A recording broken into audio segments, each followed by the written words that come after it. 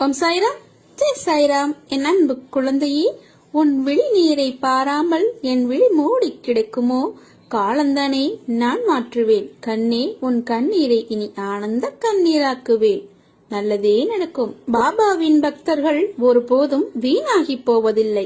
நமக்கு நடக்கும் நல்லது கெட்டது, இன்பம் துன்பம், நடப்பது நடந்து கொண்டே இருப்பது, நடக்கப் போவது எல்லாம் அவர் செயலே என எண்ணினால் நாம் படும் துன்பங்களும் வேதனைகளும் குறையும்.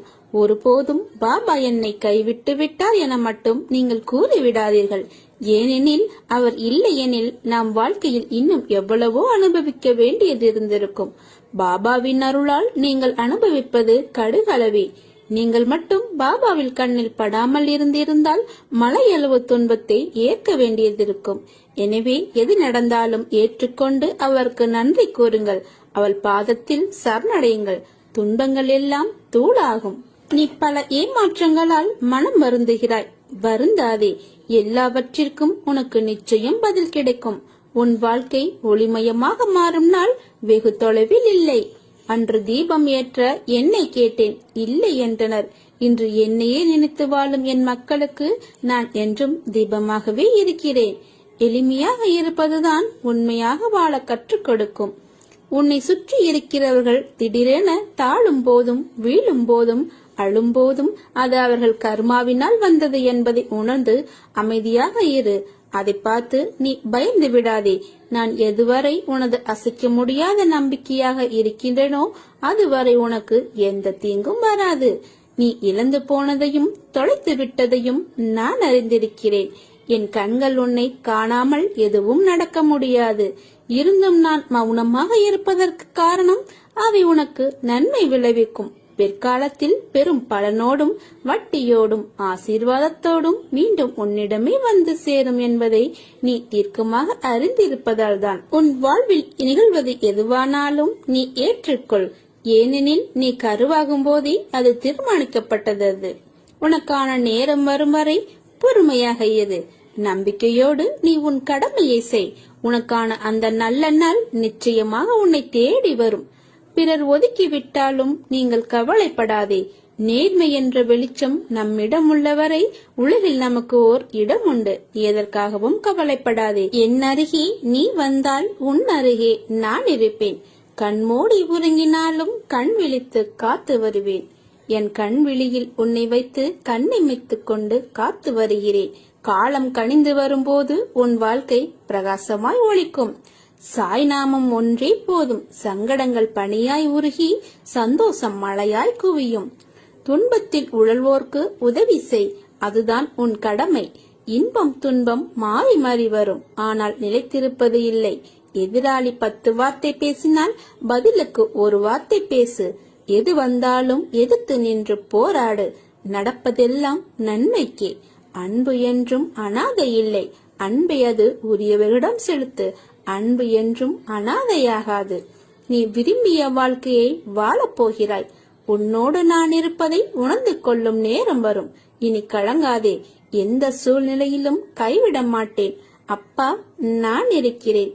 எந்த சிக்கலும் உன்னை சிதைக்க வந்தது அல்ல என்பதை நீ உணர்ந்து கொள். அது உன்னை செதுக்க வந்ததே.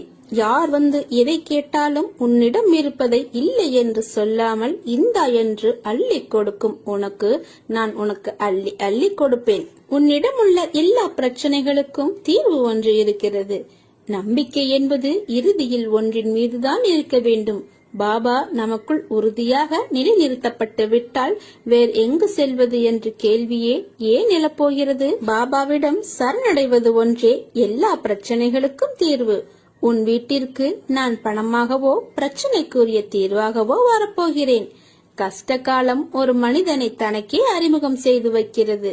நான் உன் அருகிலேயே தான் இருக்கிறேன். கவலை கொள்ளாதே. உன் கஷ்டத்தை நான் தூளாக்கப் போகிறேன். செயல் புரியும் கடமை மாத்திரம் என்னுடையது. பலனை அளிப்பவர் எல்லாம் வல்ல இறைவன் என்னும் திடமான நம்பிக்கை எவரிடம் உள்ளதோ அவருடைய செயல்கள் அனைத்தும் நிச்சயம் வெற்றியடையும். ஏனென்றால் நம்மை செயல்படுத்துவது நம் பாபா. அவர் மீது நம்பிக்கை வைத்து முழுமையாக சரணாகதி அடைந்தால் அவர் நம்மை காப்பார். நீ எங்கிருந்தாலும் நான் உன்னுடன் இருப்பேன்.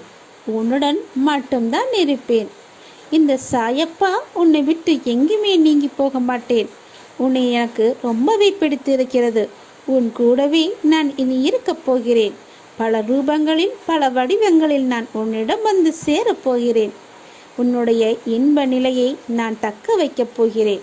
நீ துன்ப சுமையை சுமக்கிறாயே, உன்னுடைய இன்ப நிலையெல்லாம் நீங்கி துன்ப சுமையை நீ இப்போது சுமந்து கொண்டிருக்கிறாயே, அனுபவிக்க இன்னும் என்ன இருக்கிறது என்ற அளவில் நீ துன்பத்தின் எல்லை வரை சென்று வந்து விட்டாய் அல்லவா? வெறுமையாய் இப்போது நின்று கொண்டிருக்கிறாய். என் சன்னதியில் எனது முகத்தை நீ உற்று பார்த்து அழும்போது என்னால் தாங்கிக் கொள்ள முடியவில்லை. உன்னை நான் கண்டு கொள்ளவில்லை என்று நினைக்காதே. உன்னை நான் கரிசனத்தோடு தான் நான் பார்த்து கொண்டிருந்தேன். நீ சொல்வதையெல்லாம் நான் கேட்டுக்கொண்டிருந்தேன். உனக்கு என்ன பதில் சொல்லலாம் என்று யோசித்து கொண்டிருந்தேன். ஒவ்வொரு முறையும் உன்னை தைரியப்படுத்தி கொண்டு நான் வருகிறேன் என்பதை நீ நினைவுபடுத்திக்கொள். இன்னும் நீ கடந்து போக வேண்டிய தூரம் கொஞ்சம் இருக்கிறது. அதுவரை எல்லையற்ற பொறுமையோடு தீவிர நம்பிக்கையோடு உனது சுமையின் கணம் தெரியாமல் இருப்பதற்காக எனது நாமத்தை நீ உச்சரித்தபடி இருக்க வேண்டும் என் தங்கமே. நான் சொல்வதை நீ கவனித்தாயா? என்னுடைய நாமத்தை நீ உச்சரித்து கொண்டே இரு. உன்னுடைய துன்பங்கள் உனக்கு லேசாக தெரியும், பெரிய கஷ்டமாக தெரியாது. நான் மிச்சதை பார்த்து கொள்கிறேன். நீ என்னுடைய நாமத்தை மட்டும் உச்சரித்தபடியே இரு. எனது சத்தத்தை உணர்வுள்ளதாக நீ மாற்றி காமி. நீ கவனித்து கேட்டு அதன்படி நடந்து கொள். அப்போது உனக்கு பல விதங்களில் ஆறுதல் கிடைக்கும். பல விதங்களில் துன்பங்கள் தெரித்து ஓடிவிடும். நீ எதற்குமே கவலைப்படாதே. நான் உன் கூடவே தானே இருக்கப் போகிறேன். உன் கூடவே எப்பொழுதுமே இருப்பேன். இருந்து கொண்டும் இருக்கின்றேன். எது வந்தாலும் நான் பார்த்து கொள்கிறேன். எல்லாவற்றையும் நான் பார்த்து கொள்கிறேன். நீ எதை பற்றியுமே கவலைப்படாதே. எது வந்தாலும் நான் உனக்கு அருள் செய்ய காத்து கொண்டிருக்கிறேன். என் பிள்ளையின் நலனே எனக்கு முக்கியம்.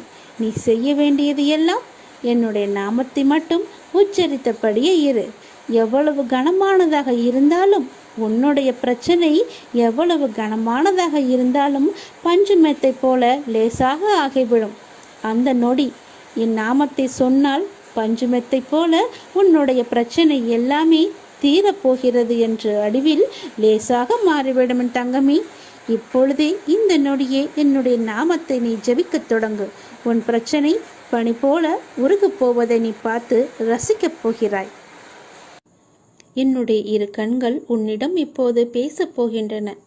என் கண்களை மௌனமாக இருந்து நன்றாக உற்று பார்த்து கொண்டே இரு. என் கண்கள் இரண்டும் உன்னுடன் பேச தயாராகிவிட்டன. உன் செவிகளை நீ தயார்படுத்திக்கொள். துன்பமே இல்லாட்டா இன்பத்தை உன்னால உணர முடியுமா? காலம் முழுவதும் இன்பமாக இருப்பவர் யார் என்று முடிந்தால் சொல். கற்பனை என்ற போர்வையில் ஒளிந்திருக்கும் நம் நிறைவேறாத ஆசைகள் நிறையவே இருக்கின்றன. ஏக்கத்தோடு காத்திருக்கும் இதயத்திற்குத்தான் தெரியும் ஏமாற்றத்தின் வழி எவ்வளவு பெரியதுன்னு. வாழ்க்கையில மிகச்சிறந்த பொக்கிஷம் சரியான நேரத்தில் கிடைக்கும் ஆறுதலும் மாறுதலும் தான். முதல்ல நீ எல்லாத்துக்குமே வருத்தப்படாத. எதையுமே பெருசா நினைச்சு வருத்தப்பட்டுக்கிட்டே இருக்காத. அதற்காக நீ அழவும் கூடாது. உன் மனசாட்சிக்கு பயந்து நடந்தா போதும். உன் மனசாட்சி இது தப்புன்னு சொன்னா அப்ப மட்டும் எல்லாமே குற்றமாக பாரு. மற்றவற்றையெல்லாம் நீ குற்றமாக கருத வேண்டாம். தோல்வி வரும்போதும் தூண்டு போகக்கூடாது. உனக்கு நீ துன்பத்தையே பெரிதாக நினச்சிக்கிட்டு இருப்பதால் தான் உனக்கு இப்போ வர இன்பம் எல்லாமே உனக்கு தெரிய மாட்டேங்குது. உனக்கு வரும் துன்பத்தை பெருசாக நினச்சி இன்பத்தை இழந்துக்கிட்டு இருக்க நீ. உனக்கு நிறைய வாய்ப்புகளும் காலங்களும் நிறையவே இருக்குது. அவற்றை உனக்கு சாதகமாக மாற்றிக்கொள்வதற்காகத்தான் நான் உனக்கு சின்ன சின்ன பிரச்சனைகளை இடைஞ்சல்கள் எல்லாம் கொடுத்தேன். அப்படி சின்ன சின்ன சறுக்கல்கள் என்பதை நீ உணர்ந்து புத்துணர்ச்சியோடு எழுந்து நடமாடுன்னு வச்சுக்கோயேன். நிச்சயமா உன் வாழ்க்கையில் உன்னை அடிச்சுக்கிறதுக்கு யாருமே கிடையாது.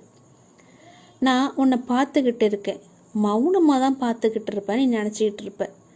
உனக்கு மௌனமாக பார்த்துக்கிட்டு இருப்பதாக தெரிந்தாலும் உனக்கு பல வடிவங்களில், அதாவது உயிருள்ள பல வடிவங்களில் உன்னோடு நான் பேசிக்கொண்டு தான் இருக்கிறேன் என்பதை நீ உணர்ந்துக்கோ. ஒரு கஷ்டமான நிலையை சந்திக்கும் போது மனம் உடைஞ்சு போகக்கூடாது. பொறுமையுடன் அது என்ன நடக்குதுன்னு என்பதை நீ கவனிக்கணும். முழுமையாக அதை பற்றி நீ தெரிஞ்சுக்கணும். கவனித்த வண்ணம் அப்படியே இருக்கணும். ஏனென்னா என்னுடைய குழந்தைகளையும் பக்தர்களையும் எப்படியாவது நான் காப்பாற்றுவதே என்னுடைய முழு கடமையாக நான் வச்சுருக்கேன். பற்றினி தவிர கோபத்தையும் ஒரு மனிதன் அடக்கியே ஆளணும். அப்படி அடக்காட்டா அது எங்கே போய் முடியும்னு சொல்லவே முடியாது. ஏன்னா கோபமே முதல்ல துயரத்துக்கு காரணம். அப்படி வர துன்பத்தால் நீ எதையெல்லாம் சாதிச்சேன்னு நினச்சிப்பாரு. உனக்கு கோபத்தால் துன்பம் வரும். அப்படி துன்பம் வந்தால் உன்னால் மகிழ்ச்சியாக இருக்க முடியாது, இன்பத்தை அனுபவிக்கவே முடியாது. கோபத்தை வென்றவன் துக்கப்படவே மாட்டான். கோபம் இருக்கும் வர மனிதனுக்கு அமைதியும் மகிழ்ச்சியும் இருக்காது. எனவே வாழ்க்கையில் அமைதியும் சந்தோஷமும் பெறணும்னு நினச்சிக்கோயேன். அவன் முதல்ல கோபத்தை விட்டொழிக்கணும். பகவான் அனைவருடைய ஆழ்ந்த ரகசியங்களையுமே பாபா நிச்சயமாகவே அறிவார். பாபாவின் தரிசனத்தை பெற்றதால் மக்கள் மிகவும் பெரிய அளவில் பயனடைஞ்சாங்க தெரியுமா? பலர் ஆரோக்கியமும் நலமும் பெற்றாங்க. தீயவர்கள் எல்லாம் நல்லவர்களாக திருந்தினாங்க. பலர் வாழ்வில் நினைத்து பார்க்க முடியாத அளவிற்கு உயர்ந்த நிலையை அடைஞ்சாங்க. வறுமை நீங்கி சகல சம்பத்துகளையுமே அதிகமாக பெற்றாங்க. உங்களை நம்பிக்கை எந்த அளவுக்கு சாயப்பா மீது இருக்கிறதோ அந்த அளவுக்கு பலன்களும் உங்களை நோக்கி வந்துக்கிட்டே இருக்கும். ஆகவே நம்பிக்கையை மட்டும் நீங்கள் இழந்துடாதீங்க. நம்பிக்கை கூட பொறுமையும் இழந்துடாதீங்க. நம்பிக்கை பொறுமையோட தன்னம்பிக்கையும் வைராக்கியமும் உங்களுக்கு எப்போதுமே இருக்கணும். பாபாவோட பாதத்தை நீங்கள் சரணடைஞ்சிட்டிங்கன்னு வச்சுக்கோங்களேன், அதுக்கு பிறகு எந்த கவலையுமே உங்களுக்கு இருக்காது. எல்லாவற்றையுமே அந்த பகவான் பாபாவே பார்த்து கொள்வார். எல்லாம் சாய்மயம், எல்லாம் சிவமயம். சாயப்பாவின் துணையோடு நீங்கள் எப்பொழுதும் நன்றாகவே இருப்பீர்கள். என் கண்கள் இப்போது உன்னிடம் பேசிக்கொண்டிருப்பதை நன்றாக உணர்ந்திருப்பாய் என்று நினைக்கிறேன். நான் சொல்வது சரி என்றால் ஓம் சாய்ராம் என்று சொல்லுங்கள். ஓம் சாய்ராம் துணை என்று சொல்லுங்கள். நிச்சயமாகவே என் துணை உனக்கு எப்போதுமே இருக்கும். உன் ஆயுள் முழுவதும் என் துணை இருந்து கொண்டே இருக்கும். எத்தனை ஜென்மங்கள் எடுத்தாலும் என் துணையோடு நீ இருப்பாய். ஜென்மம் எடுத்தாலும் என் துணை உனக்கு எப்போதுமே உண்டு என்பதை மட்டும் நீ மறந்து விடாதே என் தங்கமே. உலகம் என்று ஒன்று இருப்பதால் தான் மனிதர்கள் இருக்கின்றனர். அந்த மனிதர்கள் எல்லோருமே நல்லவர்களாக இருக்க முடியாது. சில பேர் நல்லவர்களாகவும், சில பேர் தீய எண்ணம் கொண்டவர்களாகவும், சில பேர் யாருக்கும் எந்த துரோகமும் செய்யாமல் நடுநிலையாக இருப்பவர்களாகவும் இருப்பார்கள். உன்னை முதுகில் குத்துபவர்களைக் கண்டு நீ வேதனைப்படாதே. பின்னால் யாருக்குமே தட்டிதான் கொடுக்க வேண்டுமே தவிர யாரையும் முதுகுக்கு பின்னால் குத்தக்கூடாது. போர்க்களத்தில் புறமுதுகை காட்டுபவர்கள் வீரமானவர்கள் அல்ல. அவர்களின் கோழைத்தனம்தான் அவர்களை வீழ்த்தும். யாராக இருந்தாலும் அறம் என்பது ஒன்றுதான். அதற்கு பல்வேறு முகங்கள் இருக்கிறது. அந்த முகத்தை நான் உன்னிடம் பார்க்கிறேன். அறத்திற்கு ஒரே முகம்தான், அதுதான் நீ. உனது நேர்மை உன்னை வழிநடத்தி செல்லும். கவலையப்படாதே. நீ எப்பொழுதும் நேர்மையாக மட்டுமே இரு. உனக்கான அனைத்துமே உனக்கு விரைவிலேயே கிடைக்கும். தானாகவே வரும். யாரையும் தேடி நீ செல்ல வேண்டாம். உனக்கு கிடைக்கும் விஷயமானது என்னுடைய முழுமையான அருளால் உனக்கு நான் ஆசீர்வதித்து கொடுத்தது. நீ வாழ்க்கையில் நிச்சயமாகவே ஜெயிப்பாய். உனக்கான சந்தோஷம் உன்னை தேடி தானாகவே வரும்.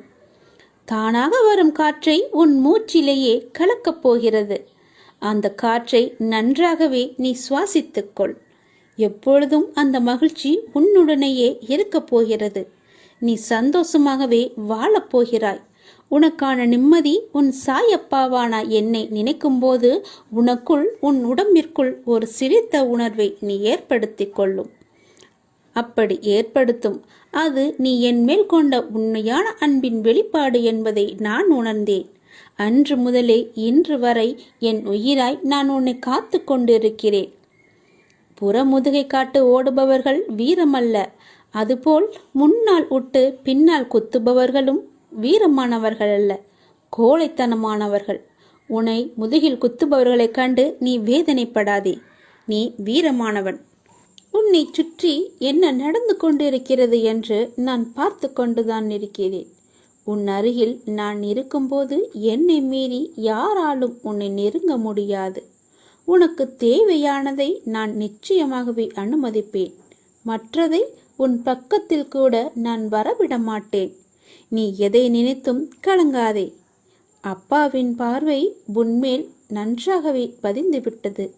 இனி யாராலும் எதுவுமே செய்ய முடியாது. உனக்கு கெடுதல் கூட அவர்களால் நினைக்க கூட முடியாது. என்னுடைய பார்வைக்கு மிஞ்சிய சக்தி எதுவும் இல்லை. பார்வை உன்மேல் இருக்கும்போது நீ ஏன் வருத்தப்படுகிறாய்? கலங்காதே, சந்தோஷமாக இரு. உன் அப்பாவின் துணை உனக்கு எப்போதுமே இருக்கும். உன் இப்போதைய நிலை கண்டு நீ துவண்டு கொண்டிருக்கிறாய். இந்த நிலை இப்படியே இருக்குமா?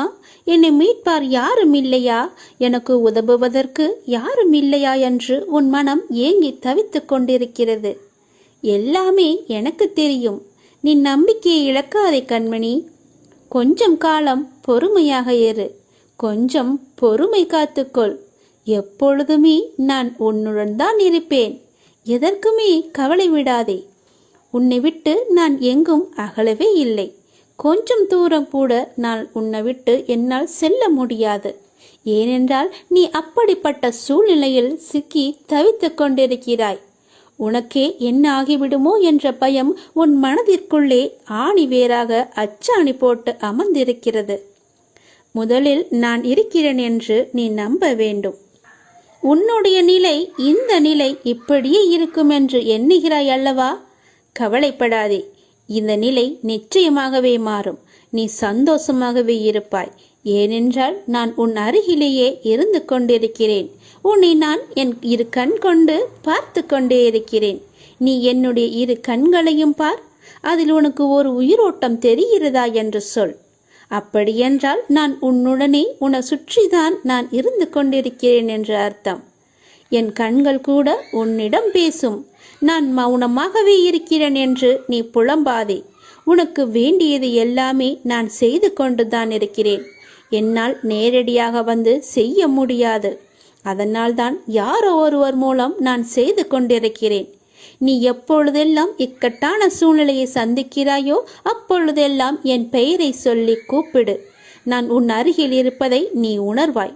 நிச்சயமாகவே உணர்வாய். உன்னை விட்டு நான் எங்குமே போக மாட்டேன். என் இரு கண்களும் உன்னை மட்டும்தான் பார்த்து கொண்டே இருக்கின்றன. அதனால் நீ எதற்குமே பயப்படாதே. துணிந்து செல். எல்லாவற்றையுமே அடித்து நொறுக்கி போராடு. நிச்சயம் என் துணை உனக்கு எப்போதுமே உண்டு. என் அப்பா என்னை பார்த்து கொண்டிருக்கிறார் என்ற நம்பிக்கையோடு, என் அப்பா என்னை சுற்றி இருக்கிறார் என்ற நம்பிக்கையோடு, என் அப்பா எனக்கு உதவுவார் என்ற நம்பிக்கையோடு செயல்படு என் தங்கமே. நான் எப்போதும் உன்னுடன் தான் இருப்பேன். நீ கவலையற்று இரு. உனது கவலையால் எதையுமே சாதிக்க முடியாது. அப்படி முடிந்தால் நீ சாதித்துப்பார். அதில் எனக்கு ஒன்றும் பயமில்லை. உன்னால் முடிந்தால் நீ சாதித்து காட்டு. கவலை என்பது உன் மனதை என்பால் திருப்பாமல் கட்டி வைக்கின்ற வலை என்பதை நீ உணர்ந்து அதற்கு பிறகு நீ செயல்படு. முதலில் இந்த வலைக்குள்ளிருந்து நீ வெளியே வா. அப்போது நான் உனக்கு முழுவதுமாகவே உன் கண்களுக்கு நான் காட்சி தருவேன்.